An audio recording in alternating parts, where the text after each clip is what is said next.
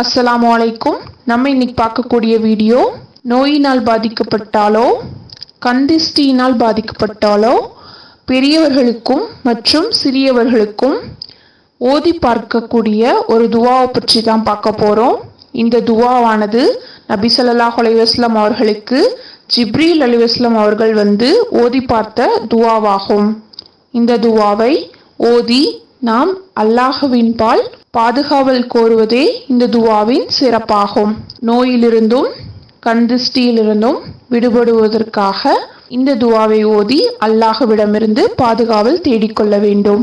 இந்த துவாவின் சிறப்பானது, இவ்வாறு ஓதிவிட்டு நாம் அல்லாஹ்விடம் துவா செய்தோம் என்றால் அல்லாஹ் உடனடியாக அனைத்து விதமான நோய்களையும் குணமாக்கி தருவான் மற்றும் பொறாமை, கந்திஷ்டி இது போன்ற அனைத்துகளையும் நம்மை விட்டு விலக்கி வைப்பான். இப்போ அந்த துவாவின் ஹதீஸை பற்றி பார்க்கலாம். நபி ஸல்லல்லாஹு அலைஹி வஸல்லம் அவர்கள் உடல் நலிவுற்ற போது அவர்களிடம் வானவர்கள் ஜிப்ரீல் அலைஹிஸ்ஸலாம் அவர்கள் முஹம்மதே, உடல் நலம் பாதிக்கப்பட்டுள்ளதா என்று கேட்டார்கள். அதற்கு நபி அவர்கள் ஆம் என்று பதிலளித்தார்கள். அப்போது ஜிப்ரீல் அலைஹிஸ்ஸலாம் அவர்கள் இந்த துவாவை ஓதி அவர்களுக்கு ஓதி பார்த்தார்கள். இப்போ அந்த துவாவை பற்றி பார்க்கலாம்.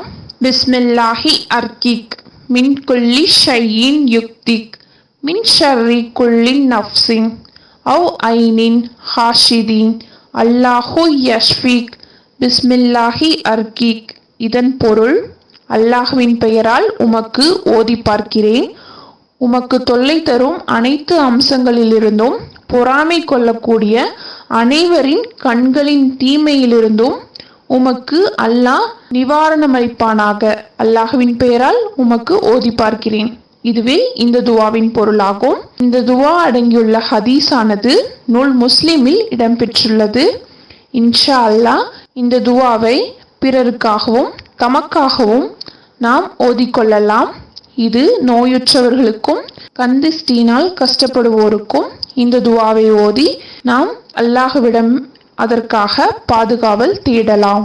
இந்த வீடியோ அனைவருக்கும் பயனுள்ளதாக அமையும் என்று நம்புகிறேன். இந்த வீடியோவால் நீங்கள் பயன்பெற்றால் மற்றவங்க பயன்பெற உதவுவீராக. உங்க கருத்துக்களை கமெண்ட் பாக்ஸ்ல பதிவு செய்யுங்க.